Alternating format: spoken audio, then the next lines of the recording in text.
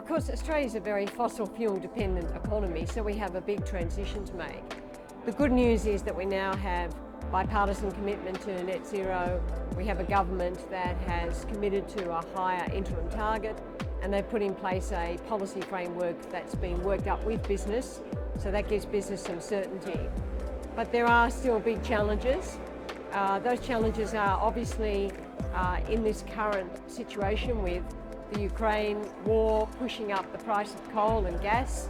There's real issues about price, there's real issues about reliability, and of course we're urging governments to be very careful about the interventions they make in markets so that we don't deter the big investment task that's ahead of Australia. Secondly, we've got a lot of assets around our regions, a lot of people with jobs that are dependent on fossil fuel industries. We need to make that careful transition, making sure that we reskill people, that we intervene in those areas. The good news is they are exactly the same places where you'd put large solar projects, large wind projects and so on. And there is a capacity for some adaptive reuse of assets. But fundamentally, we've got to really create a stable policy framework.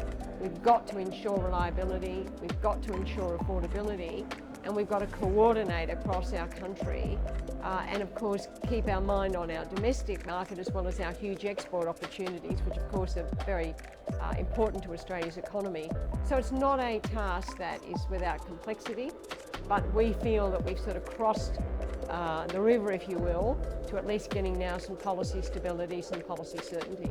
Yeah, look, the energy mix is crucial, particularly in the period leading up to 2030 and then for the next 5 years beyond 2030, if we think about that interim target leading towards 2050. So the first thing is that it's a net zero target. And we've got to remind people that it's the net zero task.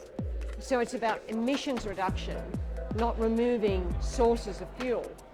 And that's been a very unhelpful debate to sort of think about, we've got to get rid of coal, we've got to get rid of gas. No, the job is to reduce emissions so that we obviously control global temperature warming.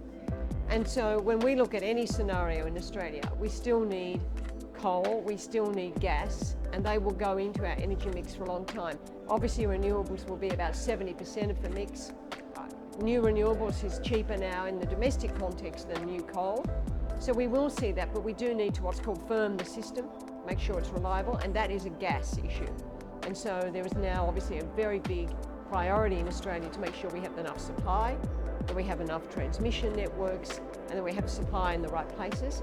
And then of course Australia is a very export-oriented economy, so we need to continue to export particularly our metallurgical coal and obviously our LNG.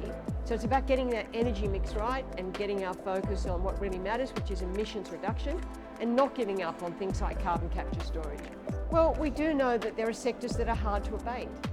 There are fossil fuel sectors that are extremely difficult to abate. Some parts of the industrial economy are not going to see a very quick transition to net zero.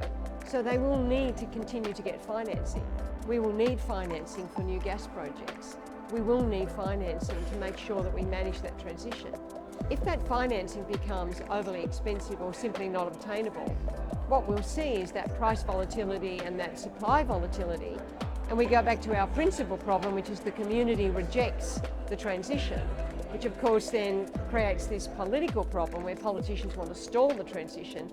That is extremely unhelpful. We need to keep going, we need to keep going in a coordinated way. And part of that is making sure that we've got reliable, affordable finance to manage the transition, and that financial decisions are made on financial grounds, not political ones. The public debate in Australia moved on 2 years ago. We had a catastrophic summer. We had a fire situation where it's not an exaggeration to say that pretty much the whole country was experiencing fire events that people have never seen in their life. Now, in the last 12 months, we've seen flooding events that people have never seen. The community wants to do this, they know it. What they want is the adjustment does not come at the cost of their jobs and their prosperity. But the principal lesson, I think, for Australia, the principal lesson for Europe, is that you must not remove things until you have things to replace them, because that's what creates the volatility, that's what creates the price volatility, the price fluctuation, That's what creates the community uncertainty, and it's making sure that that transition is orderly, smooth, coordinated and well managed.